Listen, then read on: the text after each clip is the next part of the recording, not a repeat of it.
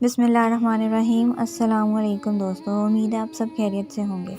ایک لوہار کی ساری زندگی شیطانی کاموں اور گناہ میں گزری۔ پورے گاؤں لوہار کی حرکتوں کی وجہ سے تنگ تھا۔ ایک دفعہ اپنی دکان پر کام کر رہا تھا تو ایک بزرگ دوسرے بزرگ سے کہہ رہا تھا کہ اس لوہار کا کیا کریں، پورے گاؤں کی خاتون اس شیطان کی وجہ سے گھر سے باہر ہی نہیں نکلتی۔ دوسرے بزرگ نے کہا، جب اس لوہار کی اپنی بیٹی پیدا ہوگی اور کوئی اس کی بیٹی کو بری نظر سے دیکھے گا تب اس کو احساس ہوگا کہ عورت کی عزت کیا ہوتی ہے۔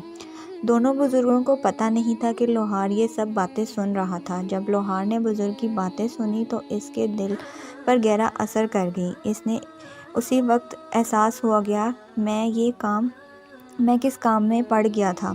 اس نے اسی وقت اپنی دکان بند کی اور ندامت کے آنسو بہاتے ہوئے مسجد کی طرف دوڑا۔ اللہ سے اپنی غلطیوں کی معافی مانگی اور سچے دل سے توبہ کی۔ اب لوہار نے مسجد میں باقاعدہ نماز پڑھنا شروع کر دی۔ مسجد میں موجود نمازی اس کو غور سے دیکھتے اور مسجد کا امام بھی لوہار کو عجیب نظروں سے دیکھتا تھا۔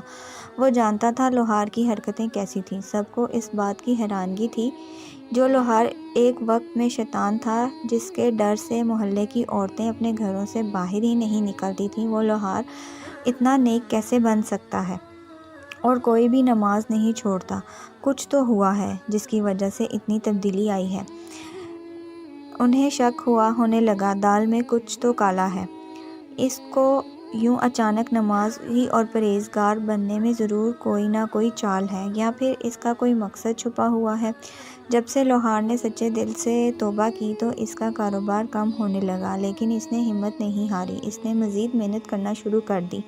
گاؤں کی عورتیں جب اپنے گھر سے باہر نکلتی تھیں تو عورتیں بھی دیکھ کر حیران ہوتی تھیں کہ لوہار اب پہلے جیسا نہیں رہا، اس کو تو اب کام سے فرصت بھی نہیں، وہ اب کسی کو بھی نظر اٹھا کر نہیں دیکھتا۔ لوہار کے گاہک آنا بند ہو گئے۔ اسے اپنی دکان بند کر دی اور مزدوری کرنے لگا۔ دن بھر کی مزدوری کے بعد اسے بہت تھوڑا موازنہ ملتا، لیکن اسے کم موازنہ ملنے کے باوجود اللہ کا شکر ادا کرتا اور گھر چلا جاتا۔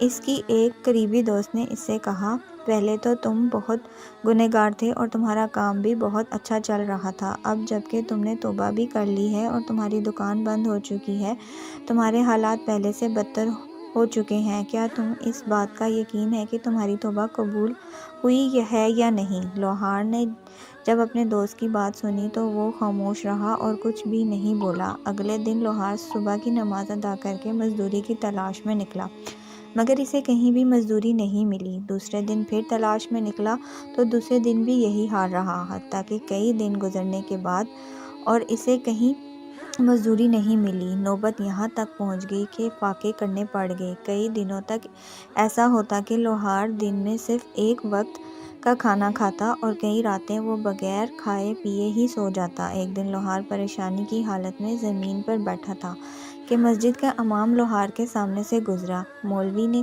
لوہار کو غور سے دیکھا۔ مولوی کو معلوم ہو چکا تھا کہ لوہار فاقوں میں ہے۔ مولوی نے کہا، اللہ نے تمہاری توبہ قبول ہی نہیں کی، ورنہ تم یوں ذلیل و خوار ہو رہے ہوتے۔ لوہار نے مولوی کو اپنے ساتھ لیا اور اپنی دکان کی طرف چل پڑا۔ مولوی چیخ رہا، مجھے کیوں لے جا رہے ہو؟ مگر لوہار نے اس کی بات نہ سنی۔ لوہار اسے اپنی دکان میں لے آیا اور لوہے کے تختے پر لٹکا دیا اور آگ سے ہتھوڑا گرم کرنے لگا۔ مولوی ڈر گیا اور کہنے لگا، مجھے چھوڑ دو۔ لوہار نے کہا، بے فکر ہو جاؤ، میں تجھے کچھ نہیں کہوں گا، میں تجھے یہاں کچھ دکھانے کے لیے لایا ہوں۔ میری دکان پر گاہک بے ڈنگ لوہا لے کر آتے ہیں۔ کوئی گاہک کہتا ہے کہ مجھے تلوار بنا دو، کوئی کہتا ہے مجھے خنجر بنا دو۔ میں لوہا گرم کرتا ہوں، اپنے ہتھوڑا بھی آگ پر گرم کرتا ہوں۔ میں بے ڈھنگ لوہے کو ان کی مبتولا شکل میں لانے کے لیے ہتھوڑے پر ضرب لگاتا ہوں۔ بے ڈھنگ لوہے آگ کی تپش اور ہتھوڑوں کی ضرب برداشت کرتے ہیں تو اس سے مبتولا شکل حاصل ہو جاتی ہے، اور جو لوہا ہتھوڑے کی ضرب برداشت نہیں کر پاتا تو میں اسے کباڑ خانے میں پھینک دیتا ہوں۔ اللہ کی راہ میں یہ تکلیف منظور ہے۔